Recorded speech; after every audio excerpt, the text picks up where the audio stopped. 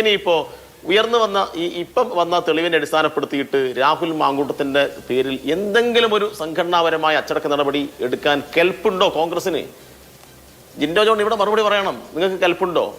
എന്താണ് നിങ്ങളുടെ നിലപാട്?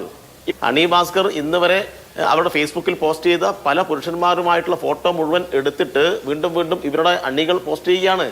മുഖമില്ലാത്ത ആളുകളൊന്നല്ല, ഉത്തരവാദിത്തപ്പെട്ട കോൺഗ്രസിന്റെ താഴേക്കിടയിൽ നിൽക്കുന്ന ആളുകൾ ഇവരുടെ നിർദ്ദേശപ്രകാരം പോസ്റ്റ് ചെയ്തിട്ട് ഇവർ അങ്ങനെയാണ് ഇങ്ങനെയാണ്, ഇവർ വളരെ മോശം സ്ത്രീയാണെന്ന് വരുത്തിയിരിക്കുകയാണ്. ഇനി മേലാൽ രാഹുലിനെതിരായിട്ട് ആരെങ്കിലും ഏതെങ്കിലും പെൺകുട്ടി പരാതിയായിട്ട് വന്നു കഴിഞ്ഞാൽ ഞങ്ങൾ ഇങ്ങനെ നേരിടും എന്ന ഇവരുടെ സൂചന കൊടുക്കുന്നത്. എനിക്ക് ജിൻഡോ ജോണോട് ചോദിക്കാനുള്ളത്, ഇപ്പൊ ഇവിടെ ഒരു പെൺകുട്ടിയെ ഗർഭചിത്രത്തിന് വിധേയമാക്കാൻ വേണ്ടിയിട്ട് രാഹുൽ മാങ്കൂട്ടം നടത്തുന്ന ഒരു സംഭാഷണം പുറത്തു വന്നിട്ടുണ്ട്. ഇനിയിപ്പം അത് വ്യാജമായി ആരെങ്കിലും നിർമ്മിച്ചതാണ്, CPM-ന്റെ സൈബർ ആളുകൾ നിർമ്മിച്ചതാണ് എന്ന് ജിൻഡോ ജോണിന് അഭിപ്രായം ഉണ്ടോ? കേവല രാഷ്ട്രീയ പ്രത്യാരോപണങ്ങളുടെ പുറകെ പോകുന്നില്ല. ഇവിടെ ഇപ്പോൾ കോൺഗ്രസ് പാർട്ടി അതിന്റെ സംഘടനാ സംവിധാനം ഉപയോഗിച്ച് ഈ വരുന്ന തെളിവുകളെ ഒന്നും അങ്ങനെയല്ല എന്ന് പറഞ്ഞ് ഷീൽഡ് ചെയ്യുന്നില്ല. ഇതൊന്നും വസ്തുതയല്ല, ഈ പൊതുമണ്ഡലത്തിലുള്ള പബ്ലിക് ഡൊമൈനിലുള്ള ഈ കാര്യങ്ങൾ വസ്തുതയല്ല, അതല്ലെങ്കിൽ അത് രാഷ്ട്രീയമായി ക്രിയേറ്റ് ചെയ്യപ്പെടുന്നതാണെന്ന് കോൺഗ്രസ് പാർട്ടി ഔദ്യോഗികമായി പറയുന്നില്ല. അവരുടെ സൈബർ അണികളും മറ്റുമൊക്കെ ഇത് തെരഞ്ഞെടുപ്പ് ലക്ഷ്യം വെച്ചുള്ള പടപ്പാണ് എന്നൊക്കെ പറയുന്നുണ്ടെങ്കിലും കോൺഗ്രസ് പാർട്ടി രാഹുലിനെ ഡിഫെൻഡ് ചെയ്യുന്നില്ല ആ അർത്ഥത്തിൽ ഇപ്പോൾ എങ്കിലും എന്നുള്ളത് എങ്ങനെ കാണണം? ആ ഒരു സമീപനം ഇപ്പൊ നോക്കൂ, ഇപ്പൊ MLA-മാരുടെ രാജി എന്ന് പറഞ്ഞാൽ മുൻപ് ഇതേമാതിരിയുള്ള ആരോപണങ്ങൾ ഉയർന്ന MLA-മാർ ആരും രാജിവെച്ചിട്ടില്ല. മുകേഷിനെതിരെ ആരോപണം ഉയർന്നു, വിൻസെന്റിനെതിരെ ആരോപണം ഉയർന്നു, കേസുകളുണ്ടായി. പിന്നെ എൽദോസ് കുന്നപ്പള്ളിക്കെതിരെ കേസുകളുണ്ടായി. ഇവരൊക്കെ കേസെടുക്കപ്പെട്ട ആളുകളാണ്, പക്ഷെ ആരും രാജിവെച്ചിട്ടില്ല. അപ്പോൾ ഈ ജനപ്രതിനിധി സ്ഥാനത്തു നിന്നുള്ള രാജി എന്നുള്ളത് നമ്മൾ സാധാരണ നിലയ്ക്ക് ഇവിടെ നടക്കാറുള്ള ഒരു കാര്യമാണോ?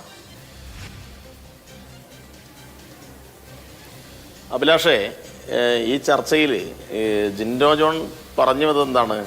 രാഹുൽ മാങ്കൂട്ടം ഒരു ഇരയാണ് എന്നാണ് ജിൻഡോ ജോൺ പറഞ്ഞ് അവസാനം എത്തിച്ചത്. യഥാർത്ഥ രാഹുൽ മാങ്കൂട്ടം ഇരയാണോ?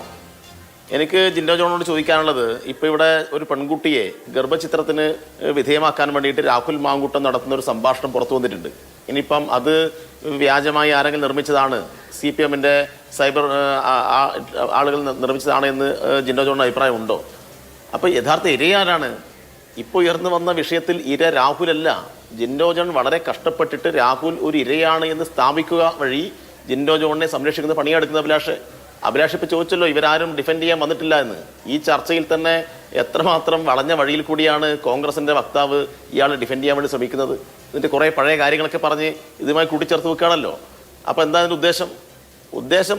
ഒറ്റ ഉദ്ദേശം മാത്രമേ ഉള്ളൂ, രാഹുൽ മാങ്കൂട്ടത്തെ ഡിഫെൻഡ് ചെയ്യുക എന്ന് മാത്രമാണ്. ഇപ്പൊ രാഹുൽ മാങ്കൂട്ടം ഇവിടെ ഇരയല്ല. രാഹുൽ മാങ്കൂട്ടം നിരവധി പെൺകുട്ടികളോട് പലതരത്തിൽ മോശമായി പെരുമാറുന്നതിന്റെ ജീവിക്കുന്ന തെളിവുകൾ ഓരോ നിമിഷവും പുറത്തു വന്നിരിക്കുന്ന സന്ദർഭത്തിലും രാഹുൽ മാങ്കൂട്ടത്തിന് വേണ്ടി വാദിക്കുകയാണ്. ഇപ്പൊ ഇവർ പറഞ്ഞല്ലോ, രാഹുൽ മാങ്കൂട്ടം എന്തോ വലിയ ഔദാര്യം പോലെ അദ്ദേഹം യൂത്ത് കോൺഗ്രസ് പ്രസിഡന്റ് സ്ഥാനം രാജിവെച്ചു എന്ന്. യൂത്ത് കോൺഗ്രസ് പ്രസിഡന്റ് സ്ഥാനം ഇവർക്ക് വേണ്ടാത്ത നേതാവ് രാജിവെച്ചിട്ടുണ്ടാവും. പക്ഷെ ഇവിടെ ജനങ്ങൾക്ക് മുമ്പിൽ അതല്ല പ്രശ്നം. യൂത്ത് കോൺഗ്രസ് പ്രസിഡന്റിനെ ഇവർ നടപടിയെടുത്ത് നീക്കിയെന്ന് ജിൻഡോ ജോൺ ഈ ചർച്ചയിൽ പറഞ്ഞാൽ നമുക്ക് മനസ്സിലാക്കാൻ വേണ്ടി കഴിയും രാഹുൽ മാങ്കൂട്ടത്തെ ഡിഫെൻഡ് ചെയ്യാൻ, അല്ലെങ്കിൽ ഇയാളെ പോലെയുള്ള ആളുകളെ ഡിഫെൻഡ് ചെയ്യാൻ കോൺഗ്രസ് തയ്യാറല്ല എന്ന്. പക്ഷെ ഇവരെ കൃത്യമായും സംരക്ഷിക്കുകയല്ലേ. അദ്ദേഹം രാജിവെക്കുന്നതിന് തൊട്ട് മുന്നേ എന്താ പറഞ്ഞത്?